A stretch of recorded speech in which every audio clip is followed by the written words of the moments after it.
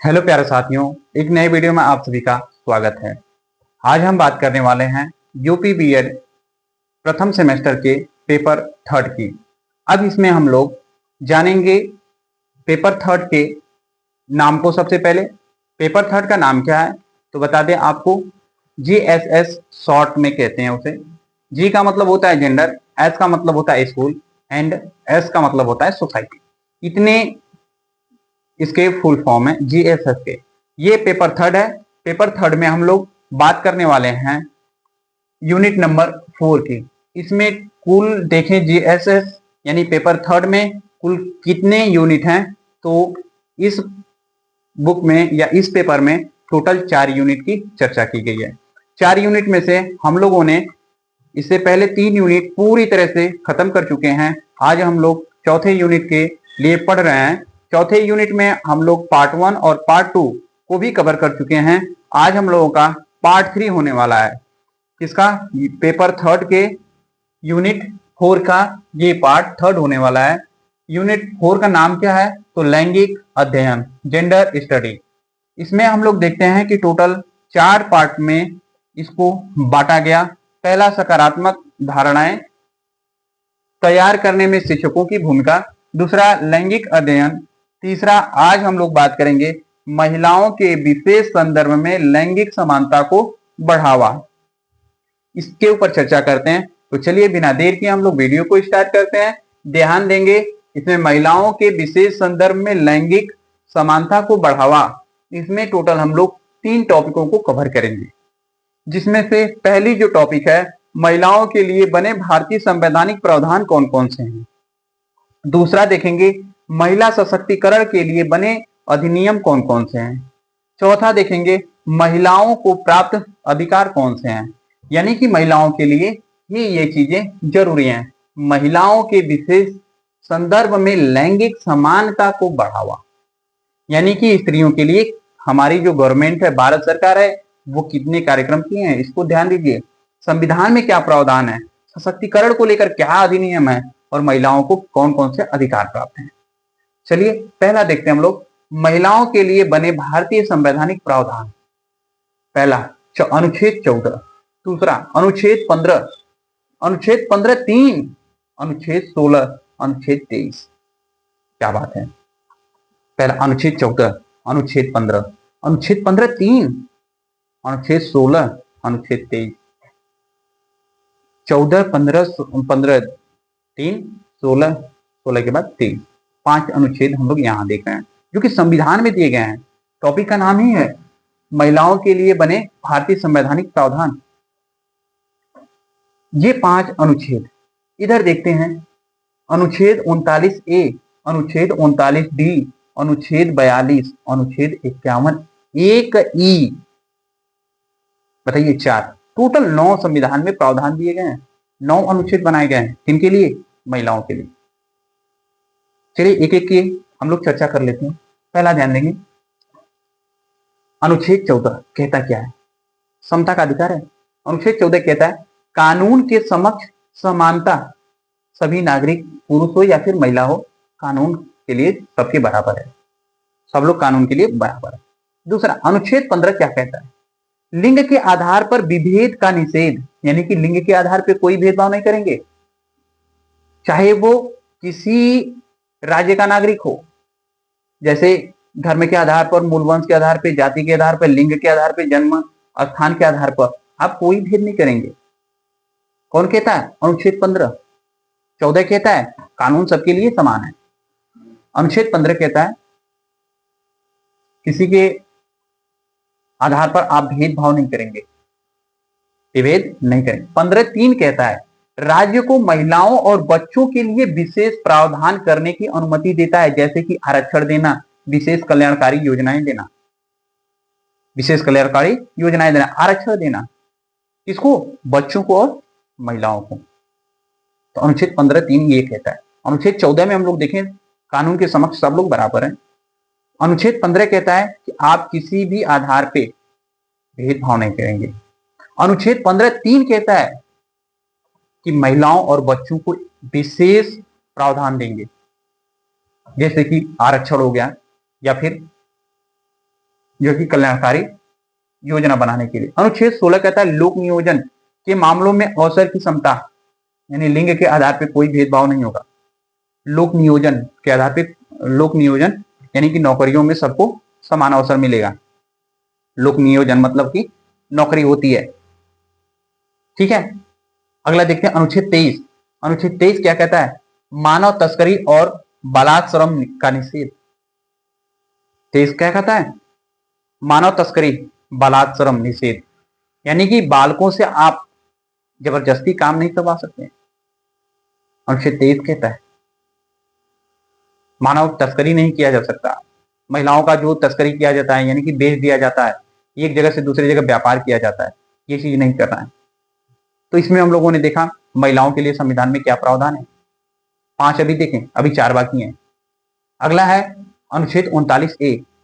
अनुच्छेद 39A कहता है नागरिकों, पुरुष हो या फिर महिला हो, को जीविका के पर्याप्त साधन प्राप्त करने का अधिकार है। नागरिक को जीविका प्राप्त करने का अधिकार है, अनुच्छेद 39A कहता है। 39D, पुरुषों और महिलाओं दोनों के लिए समान कार्य हेतु समान वेतन दिए जाएंगे। कौन कहता है? 39D। डी से मतलब दाम, जो दाम दिया जाएगा, यानी कि महिला हो या पुरुष हो, कोई भी मजदूरी कर रहा है तो उसके लिए समान वेतन मिलना चाहिए। यानी कि लड़कियों के लिए कम वेतन नहीं, लड़कों के लिए ज्यादा वेतन नहीं, सबको समान। अनुच्छेद 42,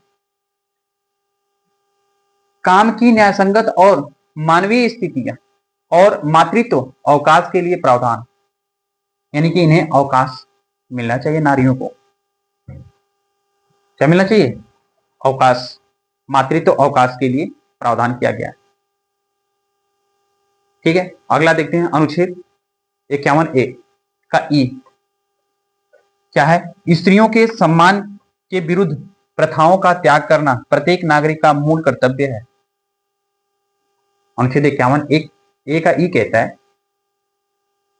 स्त्रियों के सम्मान के विरुद्ध प्रथाओं का त्याग करना प्रत्येक नागरिक का मूल कर्तव्य है। मूल कर्तव्य में बताया गया प्रत्येक नागरिक क्या करेगा, क्या करेगा। इस तरीके से टोटल हमारे संविधान में कितने अनुच्छेद? तो 9 कुल। पहला 14, दूसरा 15, तीसरा 15 का 3, अगला 16, पांचवा 23, अगला आ जाएगा आपका 39A, 39D, 39D के बाद में 42, 42 के बाद में 51A का मूल कर्तव्य। इतने सब है संविधान में महिलाओं के लिए प्रावधान। पॉइंट 2 देखते हैं हम लोग, महिला सशक्तिकरण के लिए बने अधिनियम। वो कौन कौन से अधिनियम हैं जो कि महिला सशक्तिकरण के लिए बने हैं?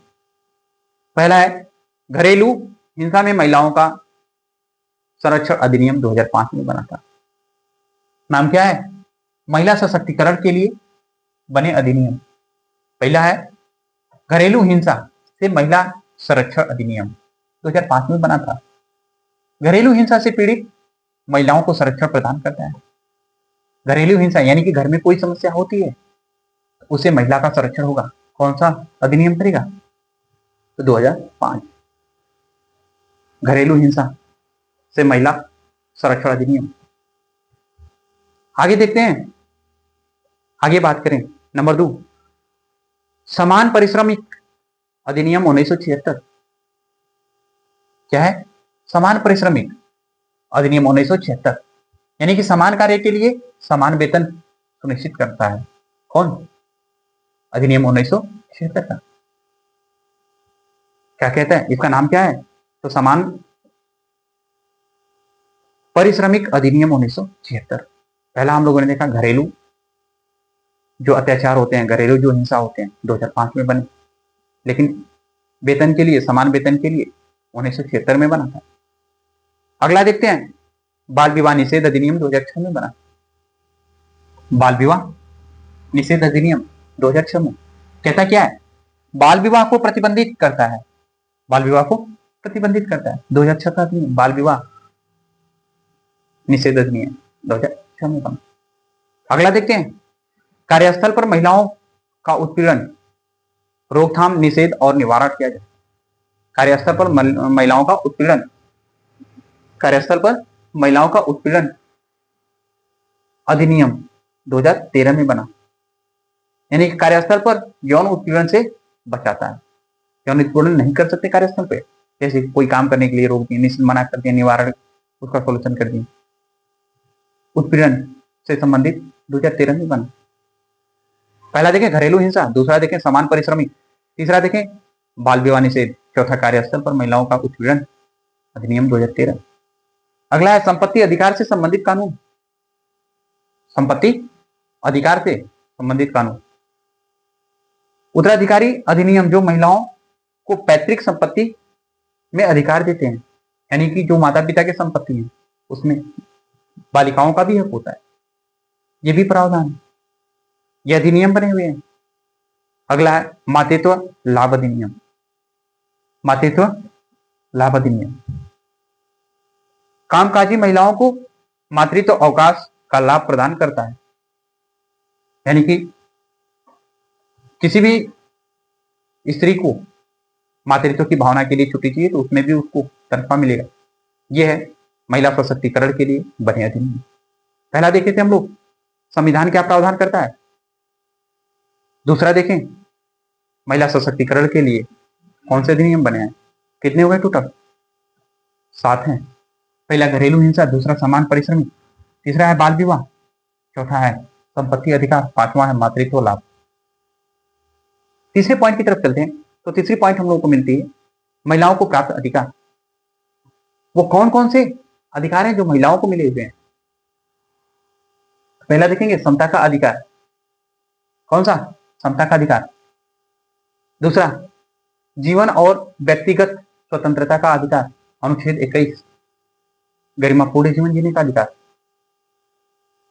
पहला समता का समानता का अधिकार, दूसरा जीवन और व्यक्तिगत स्वतंत्रता का अधिकार, तीसरा संपत्ति का अधिकार मिला हुआ है, चौथा रोजगार का अधिकार है, पांचवा शिक्षा का अधिकार, छठा स्वास्थ्य का अधिकार, सातवां घरेलू हिंसा और उत्पीड़न से मुक्त का अधिकार, अगला राजनीतिक भागीदारी का अधिकार।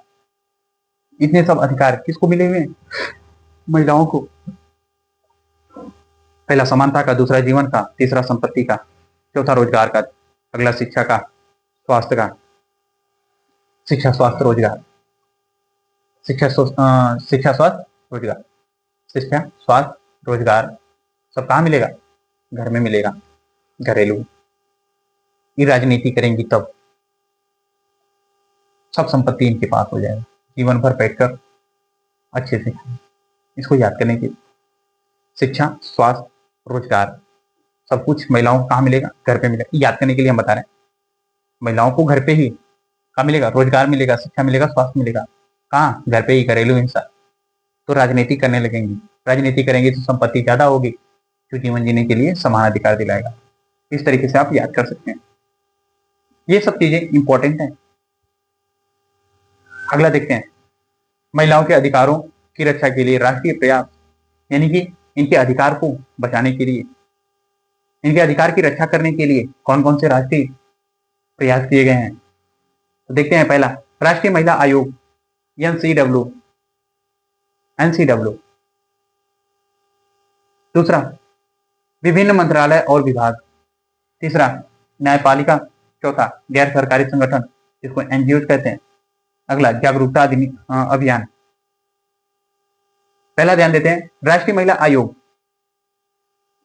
संवैधानिक निकायों की तरह महिलाओं के अधिकारों की रक्षा और बढ़ावा देने के लिए स्थापित किया गया है। संवैधानिक जो निकाय है उसी की तरह महिलाओं का भी जो अधिकार है उसको संरक्षण करने के लिए, बढ़ावा देने के लिए इसको स्थापित किया गया है। किसको? राष्ट्रीय महिला आयोग को। दूसरा देखते हैं विभिन्न मंत्रालय और विभाग। विभिन्न मंत्रालय और विभाग में हम लोग देख रहे हैं महिला एवं बाल विकास मंत्रालय, सामाजिक न्याय मंत्रालय आदि ये सब बनाए गए हैं। कौन कौन से मंत्रालय? महिला एवं बाल विकास मंत्रालय, सामाजिक न्याय मंत्रालय बनाए गए हैं। तीसरा देखते हैं हम लोग, तीसरा है न्यायपालिका। अदालतों द्वारा महिलाओं के अधिकार जो हैं उनकी रक्षा के लिए महत्वपूर्ण निर्णय लिए गए हैं। इसके द्वारा, न्यायपालिका के द्वारा। न्यायपालिका मतलब कि जो अदालत है महिलाओं के अधिकारों की रक्षा करती है। अगला गैर सरकारी संगठन, जैसे कि जमीनी स्तर पर जागरूकता फैलाने के लिए और सहायता प्रदान करने के लिए इनका गठन होता है। किसका? एनजीओ का, यानी कि गैर सरकारी संगठन। अगला है जागरूकता अभियान। जागरूकता अभियान में देखते हैं सरकार और एनजीओ द्वारा चलाए गए जाने वाले जो अभियान होते हैं वो आते हैं जागरूकता अभियान में। सरकार और एनजीओ द्वारा चलाए जाने वाले जो अभियान है, इतनी सब चीजें हम लोग इसमें देख रहे हैं। महिलाओं के अधिकारों की रक्षा के लिए राष्ट्रीय प्रयास। आगे हम लोग इतनी टॉपिक को कवर कर लिए पार्ट 3 में।